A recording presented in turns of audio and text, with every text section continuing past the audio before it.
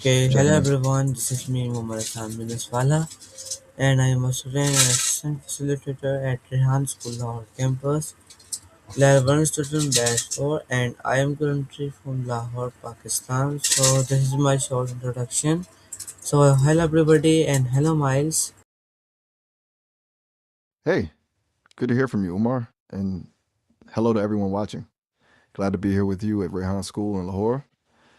So, you're kicking off the live stream. What's the plan for today? Okay, so today I have a new topic. So I will repeat my topic. Sounds good. Lay it on me. What's the new topic? Okay, so first of all my topic is how to handle clients professionally. Client dealing skills for finance. Okay, that's a solid topic. Client dealing skills for finance. Very practical. So, where do you want to start with that? What's the first thing you Okay, want to cover? okay. So All right, you want to first of all, my first question is, mm, go for it. what What's is your first question? what is client handling? That's a good place to start, the basics. Yeah. Client handling at its core is about building and maintaining positive relationships with the people who use your financial services. It's not just about the transactions, it's about understanding their needs, earning their trust, and providing excellent service. It's a mix of communication, problem solving, and emotional intelligence. Does that kind of make sense? Yes, makes sense. So my next question is, why client Fire. handling? Why client handling is important? Okay, good question. Client handling is important for a bunch of reasons. First, happy clients are repeat clients. Retention is way cheaper than constantly finding new business. Second, good client handling leads to referrals. People talk. And positive word of mouth is gold. Third, it builds trust. Finance is a sensitive area. People need to feel secure and confident in who they're working with.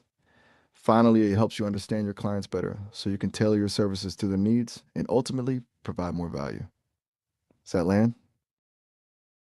Okay, good. So my next question is, what are professional skills? Right. Okay, so professional skills are basically the qualities and abilities that help you succeed in a work environment. For client handling and finance specifically, we're talking about things like strong communication, being able to explain complex financial stuff in a way people, that's a bit of a left turn. Okay, I think so you were asking what else falls under professional uh, skills, right? so yes. So What's the, give me answer. Do not confuse.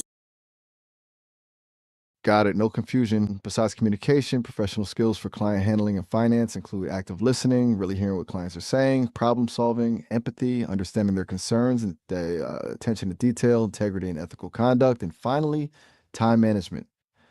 Does that make sense? I won't confuse things, I promise. Yes, makes sense. So my next question is, mm, Let's hear it. okay. So my question is, next question is, what is client communication? Okay, so client communication isn't just talking at a client, it's a two-way street. It's about clearly conveying information like explaining fees, investment options, or market updates, but also actively listening to their questions, concerns, and goals. It includes using clear, concise language, avoiding jargon, being responsive to their inquiries, and choosing the right communication channel, whether it's face to face, phone, email, or video call. It's all about building rapport and trust through effective dialogue. Does that clarify it?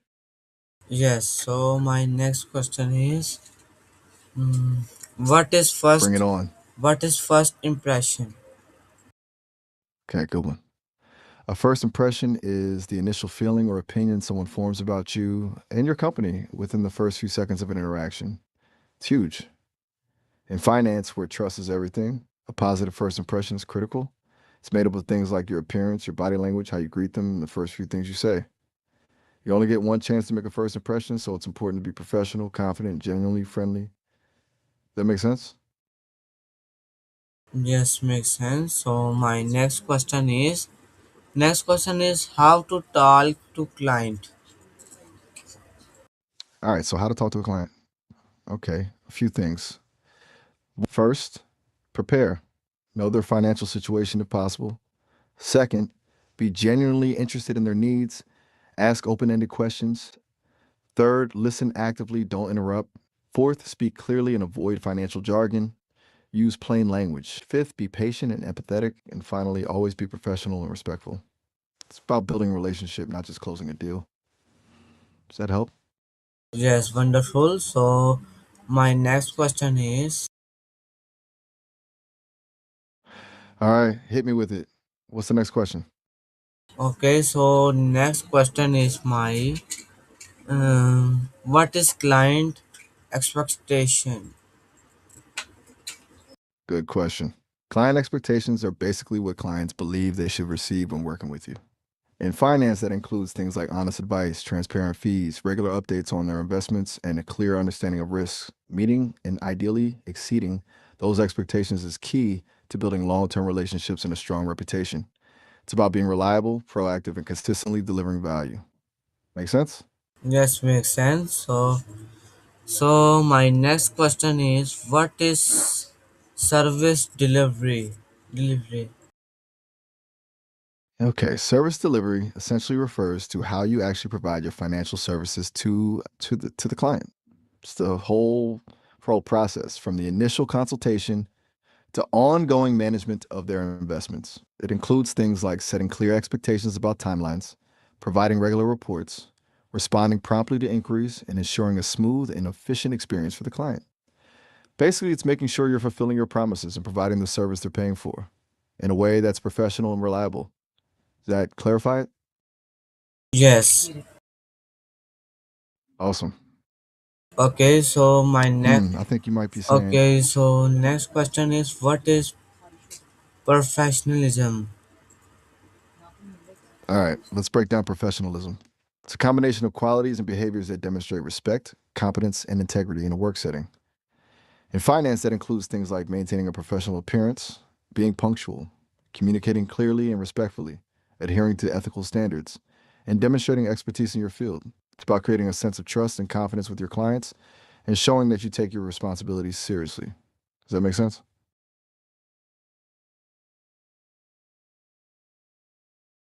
Ah, okay. Sounds like you're just, it's getting to be daytime. Glad to hear it's going well.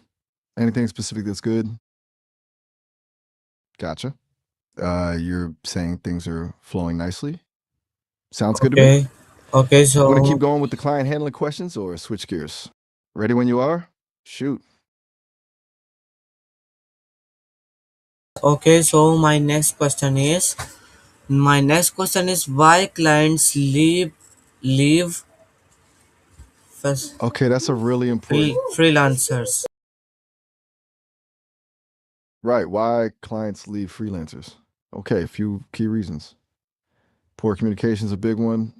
Not responding promptly, being unclear, or failing to keep them updated. Also, unmet expectations. If you overpromise and underdeliver, they'll go elsewhere. Another one is poor quality work or consistently missing deadlines. Lack of professionalism, like being unreliable or difficult to work with, is also a deal breaker. And finally, sometimes it's simply a matter of price. They might find someone who offers a lower rate. Does that cover it? Yes, so my next question is Let's hear it.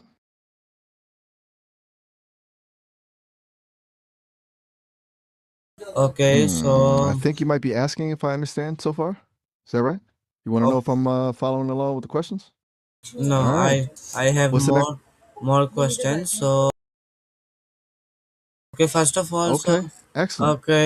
my next question is what is effective communication?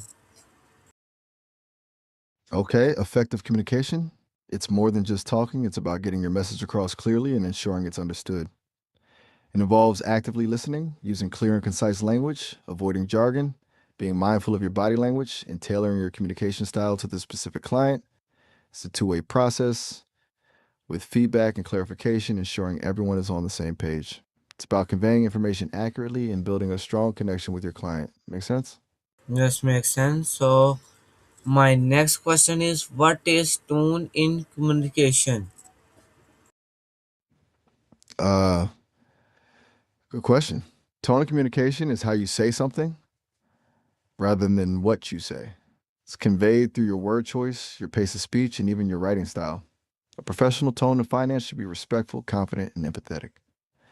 You want to sound knowledgeable and trustworthy, but also approachable and understanding. Avoiding sarcasm, slang, or overly emotional language is key. It's about creating a sense of trust and rapport with your client. Does that make sense? Yes, makes sense. So my next All right, hit question me is with my next question is how to write professional message. okay. Writing a professional message. Few things. First, start with a clear subject line. Second, use a formal greeting. Dear Mr. Real Bet, Mr. Real, Mr. Real Back. Third, get straight to the point, be concise, and avoid rambling. Fourth, use proper grammar and spelling. Proofread carefully.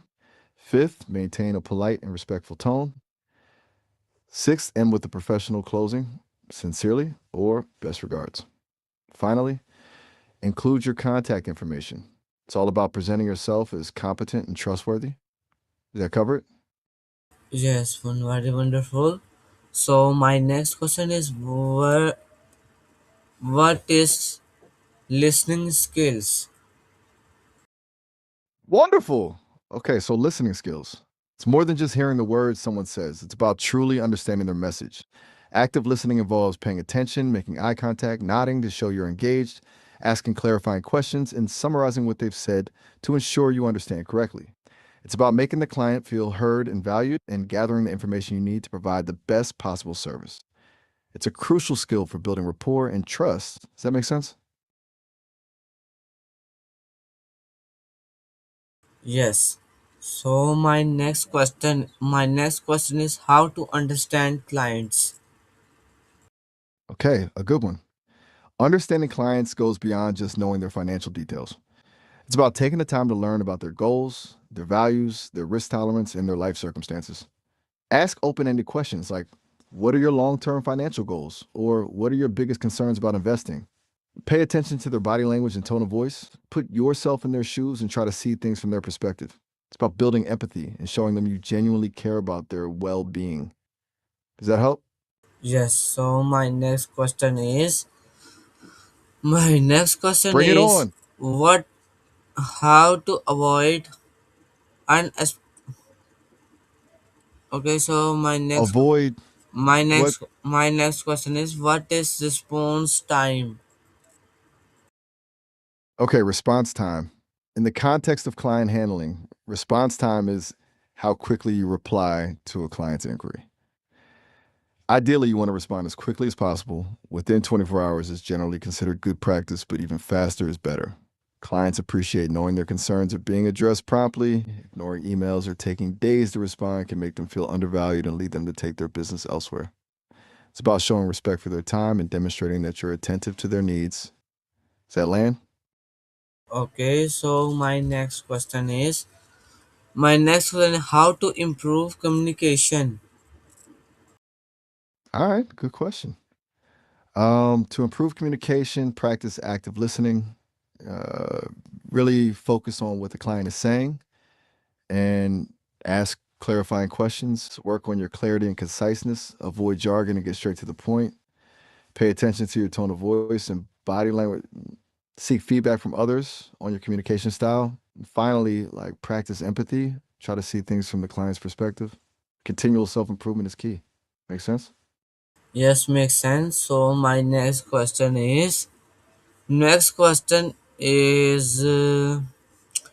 how to understand requirements. Okay, understanding requirements. Really important. Start by asking open ended questions, things like what are your biggest financial challenges or what are your goals for the future? Take detailed notes. Then, summarize the requirements back to them to ensure you understand correctly. So, just to clarify, you're looking to don't assume anything. Ask clarifying questions until you have a clear picture of their needs and expectations. And finally, document everything in writing. Does that help? Okay, so my next question is Next question is what question to tell client?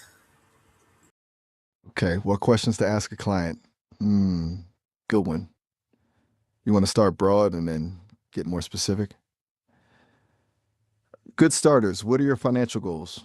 What's your timeline for achieving those goals? What's your comfort level with risk? What are your biggest financial concerns? Then drill down with more specific questions depending on the situation about their income, expenses, assets, debts, etc. The key is to be genuinely curious and let the conversation flow. That makes sense? Yes, makes sense. So my next question is what is requirement analyze? Okay, requirement analysis. Basically, it's the process of breaking down a client's needs and goals into specific actionable steps of 90s. So, after you've gathered information, you analyze it to identify exactly what they need from you. You prioritize those needs, assess their feasibility, and create a plan to meet them. It's about turning vague desires into concrete objectives. It's critical for making sure you both have a clear understanding of what you're working towards. Does that make sense? Mm. Could you repeat that? Okay, so but I think you nice. were saying, Okay, so nice. So my next question is how to confirm project detail. okay, how to confirm project details. Important. After discussing everything with your client, summarize the agreed upon details in writing, a project proposal, a contract, or even a detailed email. Include things like scope of work, timelines, deliverables, and fees. Have the client review it and sign off to ensure everyone is on the same page. Regular check ins throughout the project can also help prevent misunderstandings. Documentation is key. Does that clarify it? Yes. So my next question is what is Yes, scope? let's hear it. What is scope of work? Excellent. Long question. The scope of work is essentially a detailed outline of everything you're going to do for the client. It defines the boundaries of the project, clearly stating what's included and what's not. It outlines the deliverables, the timeline, and the specific tasks you'll be performing. It's a crucial document to have because it helps manage expectations and prevent scope creep, where the project gradually expands beyond the original agreement. Does that make sense? Yes, makes sense. So my next question is what is clear agreement? Okay, a clear agreement. It's a written contract or document that outlines all the details of your working relationship with the client. It should clearly define the scope of work, deliverables, timelines, fees, payment terms, and any other relevant terms and conditions. It should be written in plain language, easy to understand, and signed by both parties. A clear agreement protects both you and the client and helps prevent misunderstandings down the road. Does that land? Okay, wonderful. So my next question is how to avoid confusion. Okay, avoiding confusion, good one. First, be clear and concise in your communication. Avoid jargon. Second, actively listen to your client and ask clarifying questions. Third, document everything in writing. Fourth, confirm understanding by summarizing key points. Fifth, manage expectations proactively. Be realistic about what you can deliver. And finally, if confusion does arise, address it immediately and openly. It's all about being proactive and transparent. Does that make sense? Yes, makes sense. So my next question is uh,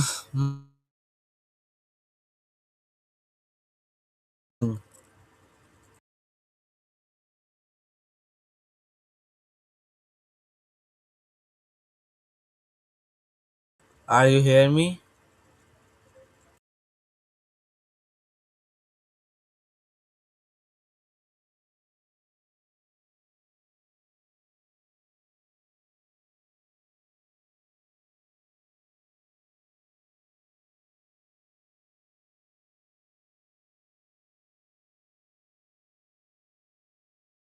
Okay, so Miles.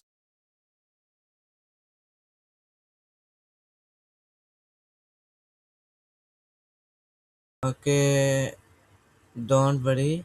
Miles has been instructed. So I am connecting Miles. So we will continue.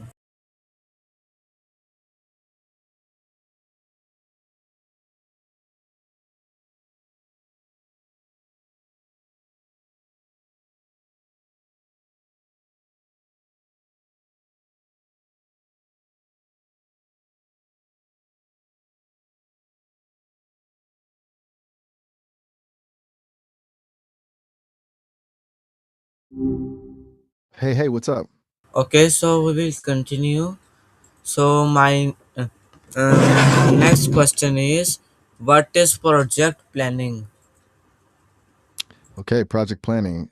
At its core, it's figuring out how to get something done from start to finish. It involves breaking down a big goal into smaller, manageable steps, setting timelines, assigning resources, and identifying potential roadblocks. So it's about having a roadmap so you don't get lost along the way. Does that make sense? Just makes sense. So my next question is how to set expectation. How to set what specifically? Are you asking how to set goals for the project plan or something else? Just want to make sure I'm on the right track. Yes, Okay, gotcha. Setting goals.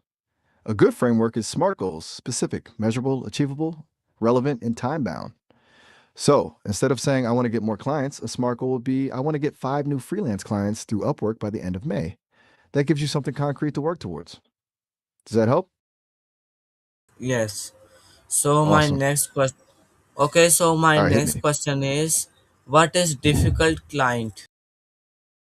Okay. Ooh, a difficult client. That's a good one to know about.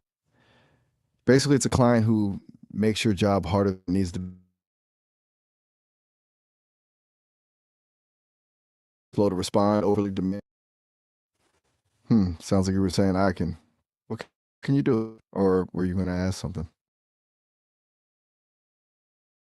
Okay, you will continue and give me answer of my question. Right. Sorry about.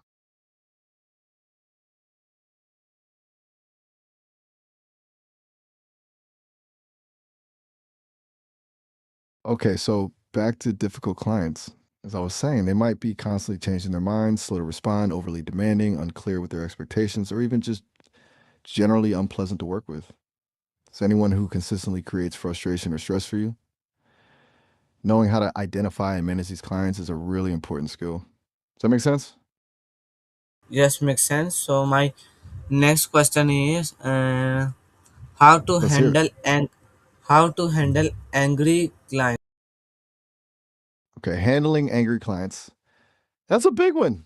First, let them vent, don't interrupt, let them get everything off their chest. Then, genuinely apologize, even if you don't think you're at fault. Acknowledge their feelings. After that, actively listen and ask clarifying questions to understand the core issue. Finally, focus on finding a solution and be professional and calm throughout the whole process. It's about de escalating the situation and showing you're committed to making things right. Does that land? Yes. So my next question is, mm, All right, bring it how on. how What's to next? how to manage rude clients. Root clients. I'm not quite sure I follow. Do you mean repeat clients, clients who keep coming back to you? Or is root client a term I'm not familiar with? Yes, rude Could you clients. clarify what you mean by that? Okay, so root clients meaning repeat clients. Mm, gotcha. Managing those is key. Focus on building a strong relationship, consistent communication, exceeding expectations, and providing excellent customer service. Offer them loyalty, discounts, or special offers. Always ask for feedback and show you value their business. It's much easier to retain a client than to find a new one, so nurture those relationships. Does that make sense? Friends. Okay, thank you everyone for watching my AI session with Miles.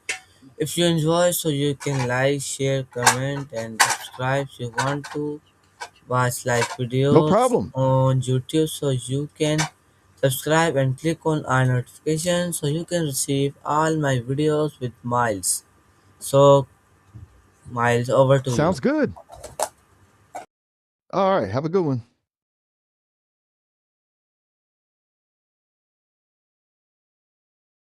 Yeah, 그럼요.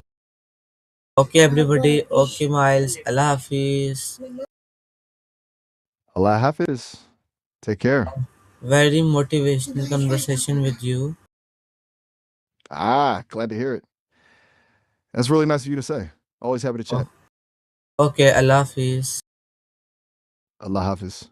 Talk to you later.